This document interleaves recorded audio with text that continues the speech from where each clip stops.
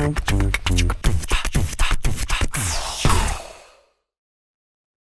everyone. Today we have Miss Aprajita Dixit with us. Aprajita ma'am has worn multiple hats throughout the years. So she has been a consultant clinical psychologist at Moolchand Medicity for quite a while. She's previously been a faculty lecturer and supervisor. She has also worked with Expressions India, and ma'am, you have also been a member of the mental health working group, which was sponsored by the Ministry of Education. So first of all, thank you so much, Aprajita ma'am, for taking out the time and actually being with us. Thank you so much. Thank you so much. It's an honor to be here with you. Thank you.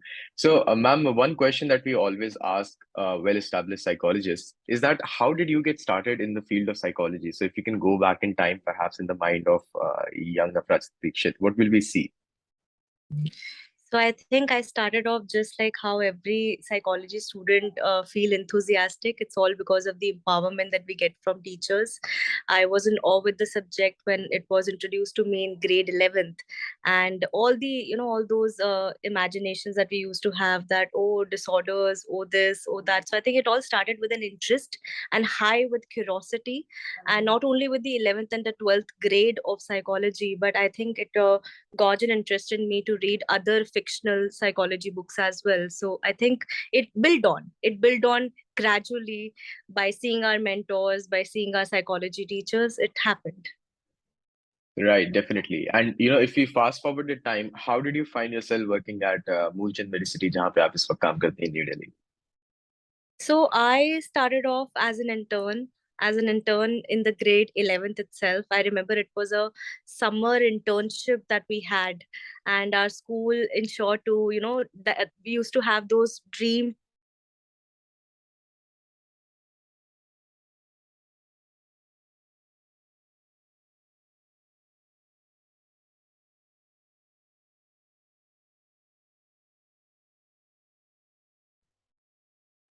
जो दिए वाला portion शायद cut कर देना because ma'am का I guess connection drop हो गया है or something. I'm really sorry. I have to edit a patient call and the It's call got completely transferred. fine. It's You will be able completely to edit. fine. So, Of so can you course. repeat the second question? I think it was about how did I Yeah. started working in Moolchand, right? Yeah. Yeah. So, it was a part of our internship where I remember in school we were given some dream interpretation assignment and all of that, and I went to Moolchand Hospital. It was my very early days. I remember there were 5 psychologists, very senior psychologists working there.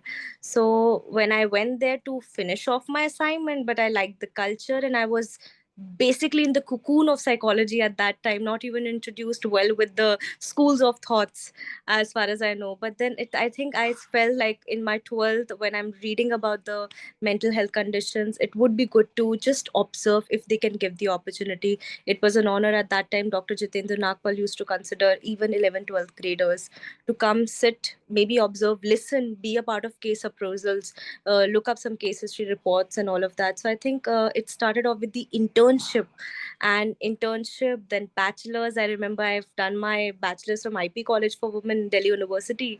So whenever my class used to get over by 3 o'clock, I used to rush back to the hospital to do a bit of to see a bit of clients and supervise my very junior who were there in 11th, 12th grade, and learn something from my seniors there. So I think it started off with an internship. I would rather say I met him first time in the hospital in one of the workshops in one of my dream interpretation assignments. So it started off with that.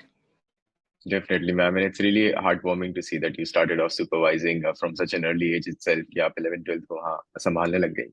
And ma'am, I'm definitely sure कि अभी भी mental health का इतना stigma है. When you would have started out, तो वो ज़्यादा हुआ करता होगा. So can you speak a little bit about वो challenges क्या रहे लोगों से बात करने में, उनको समझाने में कि why are you opting for psychology? I'm pretty sure if you were a brilliant student, as you say, then people would have tried to urge you in different directions कि psychology क्यों ले रही हो, ये ले लो, X ले लो, Y ले लो, Z ले लो. And how did you manage to stick with psychology? I think I would say that it's not only was there in my time of my studying, but I think it's still there. When I speak to the interns, when I speak to all the young budding psychologists, they do say that, parents sometimes say that, it's okay, you can also think about something else. But I feel that you don't choose profession, sometimes profession choose you. So I would rather say that, yeah, yes, there are a lot of stigmas. There are stigmas in the metropolitan cities, there are stigmas of course in the remote areas, but yeah, I think the lack of awareness which is there, a lot of times parents are not ready to accept or not ready to understand that some, your child is having this concern, or there's a stigma that at the first place, why am I in the hospital? Why do I need to be in the hospital? Why do I need to speak to a mental health professional? I see my mom as a therapist, I see my friend as a therapist, but sometimes I think seeing them is equally very important, but having a feather on the cap by getting some help seek from an expert in the field is extremely important. So yes, there are stigmas, but we are moving way ahead. We are moving way ahead. People are becoming open. I would rather say thanks to social media also for this, that there's awareness, there's empowerment, and lot of people about it. There's a pros and cons of everything that we see, and stigma is getting way better reduced. The barriers and the challenges are getting much improved. But yes, why me? Why my child? Why am I here? What do you mean by disorder? Will it be permanent? Do I need to take medication? How long will it be? Does it get treated? There are some random questions that we really get, and they are questions not, but rather sentiments of people, which we also have to respect and cater to. Definitely, ma'am. I think the idea of being on medication throughout for the rest of your life for a disorder can really sound paralyzing to someone if not properly coached and talked about it. And ma'am, Yeah. you have seen so many budding psychologists. आपने बहुत मदद करी उन psychologists की to grow up and get their hands firm in clinical practice.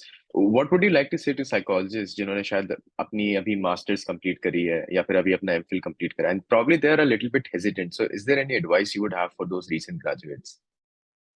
See, I would rather say that, of course, qualification has a huge important role in our field, but experience plays much larger role. Why experience? Because I'm sure we all have studied psychology is not only a science, but it's also an art. The art gets furnished with more number of people that you meet. So I think I would rather request all the students, all the beautiful budding clinicians, this budding psychologists to please take as much as experience as you can. It was earlier referred that, अगर आप masters कर रहे हो, internship करना बहुत जरूरी है. Now people are saying that even if you're doing graduation, you're in 12th grade, how about you take some exposure? How about you, because I think exposure helps you to understand whether this field is fit for you or not. We've seen a lot of times when people are doing M.Phil clinical psychology, and in their second year they say that, boom, I don't think this is fit for me, I don't think it's okay for me, which is absolutely a rational decision, which is absolutely a good decision. No, Vijay, I'll just cut this part out as well. Ma'am gets a lot of phone calls apparently.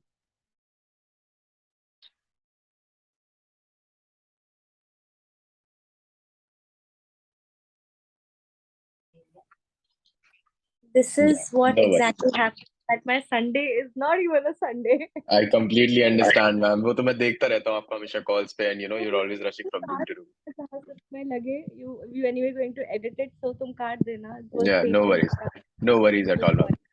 And yeah, ma'am, so you were talking about what would you say to them कि exposure is important, and it's something very interesting that you mentioned कि M.Phil के अंदर भी आके लोग drop करते हैं, right?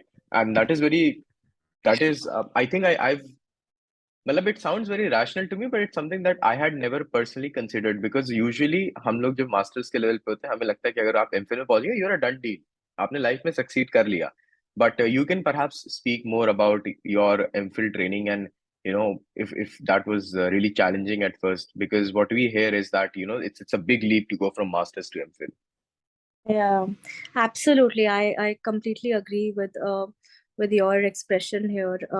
I think even if taking a decision somewhere in your masters and PhD or whatsoever that you're not looking for this job or you're not fit for it, I think it's absolutely okay, because our profession and other profession as well. I think it's better to not to do any harm than benefit.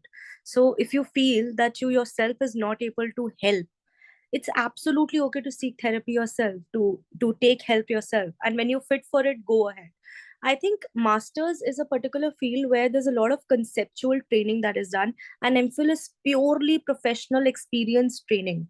And there is a huge leap that we see in a masters. You're getting exposure of all the subjects, everything. In M.Phil, it's purely specific clinical. So it gets challenging for a lot of M.Phil trainees. It gets challenging for a lot of because it also involves research work, thesis work as well. So I think, to my knowledge, to my understanding, all the master students who are clearing it off, who are coming out, it's extremely important that you get as much as exposure, because you need to be sure somehow what you wish to do, and when you're sure, you're better able to help, because there's no statement apart from this, that yes, this work is going to get little hectic, it's going to get little difficult, because you're going to be emotional containers to a lot of people, and you can't deny the fact that you have your own personal life, you have your own challenges as a psychologist, as a human, I would rather say. So I think it's extremely important to have that professional professional ground. You need to have a good EQ than IQ, I would rather say. So I think it's extremely important. And well, I agree with you that it's okay. It's absolutely okay to take a U-turn if you think that direction is not going to be good for me. So it's absolutely all right. Definitely, ma'am. And taking a U-turn sounds very scary, even to me, even though I consider के I can take rational decisions, but वो एक डर जो होता है ना, the immediate backlash you will receive for taking a U-turn on such an important decision in life, I think वो काफी बार आप लोगों को restrict कर देता है. And also, ma'am, you talked about how M.Phil is strictly very clinical, very practical, and this is something I struggled with in the past as well, Prajita ma'am, which is कि कभी कभी when I look at for example my colleagues, I sense कि they are better at empathizing with the other person, and मुझे शायद struggle होती है थोड़ी सी ज्यादा. So do you have any tips for somebody who might be watching, who may want to get into psychology, लेकिन उसे ये लगता है कि यार पता नहीं मैं empathize सही से कर पाऊंगा नहीं कर पाऊंगा, क्योंकि harm avoidance जैसा आपने कहा, it's our basic principle. So do you have any advice for being able to empathize better with other people? I think empathizing with someone is not something that is learned. I really tend to explain this in a way that it's something that you develop, and B, it's also something that becomes a part of who you are. So we have seen a lot of times why therapy doesn't cater result, or the psychologist is unable to help another client, is because you're unable to customize the techniques, tips, or therapy in terms of how the individual will be able to take, or will be able to practice. So I think it's extremely important that there's a lot of self development that's done before we actually get into the core of dealing with the clinical cases, I would rather say. Because in subclinical time and psychosocial concerns, it becomes easy, because somewhere it's between the realm of therapy and guidance and counseling. But when we say therapy, it requires a lot of mental work that a psychologist does himself, and I think that's extremely important. And in that, there's a lot of self development. So why we say that it's extremely important for we mental health professionals to go to continuous education units. It's extremely important for us to do the workshops, and be a part of the workshops. So when you're being a part of the workshop conducted by other mental health professional, it really helps you to revise on those skills. It really helps you to revise on, because it's very experiential based. You're asked to do case studies, you're part of the case study, role plays and all. So it's an actual group learning that happens. So I would want everyone to please understand probably this, that even if you're MPhil PhD, don't think that we are done and dusted with all kinds of qualification and we don't need to do any updations and revision. But I think it's a continuous process, and empathy is also not something that you'll be able to learn in a 1 year or 2 year on span. I think it's a continuous process. I think a 42-year-old psychiatrist would also be taking workshops and conducting workshops and doing workshops himself. I think would be able to revise on all those core principles of therapy. So I think it's we have to focus on self development a lot. So A, do workshops, and B, also be part of the workshop. And most importantly, to enhance your empathetic skills, be a listener first. So learn on the tolerance and the patience. So it really helps. Well, it is a long way to go for me then. And ma'am, so a lot of people who might be watching this may not be psychology students themselves, but people who are considering therapy. So, ma'am, can you talk a little bit about what your client population largely looks like and what the first few sessions with you are like? Like, if somebody wants to come and talk to you, how do they decide if they are a good fit for you? And पहले session से वो क्या expect कर सकते हैं पहले कुछ sessions से? Right. So I think I like to work a lot with the adolescents and with the young population and with middle-aged people. Age plays a very important role because it also helps you to connect, and the client also helps to connect with the psychologist.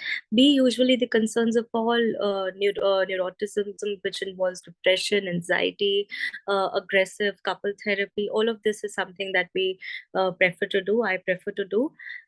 Secondly, I think if you wish to reach out, the first and the foremost process will be for us to get your view of world, is basically what we say in our technical language, case history. So we like to have a complete background, your journey, your steps, your path that you've been through since childhood till now, and we wish to understand it, try to understand it so that we take it ahead. Once the case background is done, we move ahead to the assessment, because I think in order to work a process of therapy and counseling, it's extremely important for us to know the intensity of things. So once the assessment is done, we move ahead with the counseling and therapy, made deciding at the first whether we need counseling or we need therapy. So this is demarcated through the help of assessment. But the most important first thing is interacting, knowing you, understanding you, and maybe trying to move on the path of what your journey has been.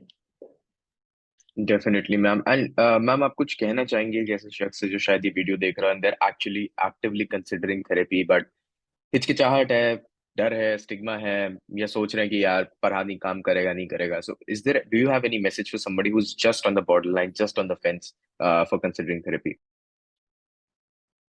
I don't want to endorse or reinforce on the fact that you should take therapy if you're considering it, but I would want to do let the person know that it's okay to take your time to come for the therapy.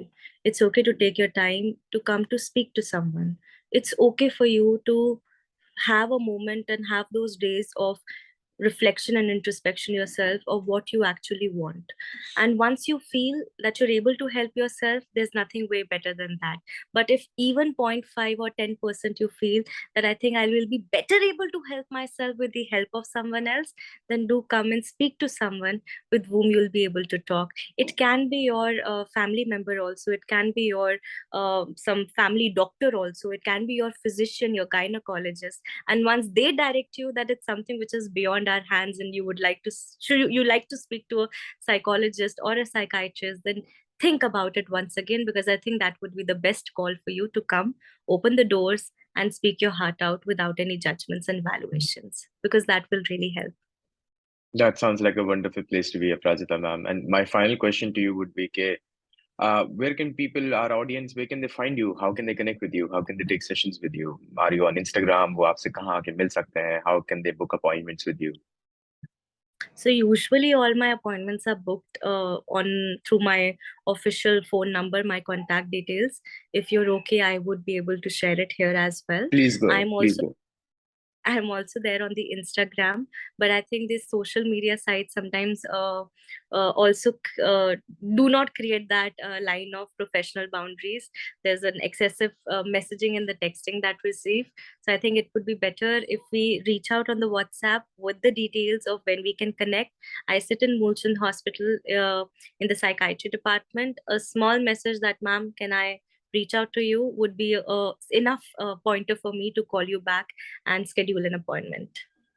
Definitely, ma'am. And I will put your professional number down in the description box. So if anybody is watching and they want to reach out to ma'am, they can drop a text message on that or a WhatsApp message on that.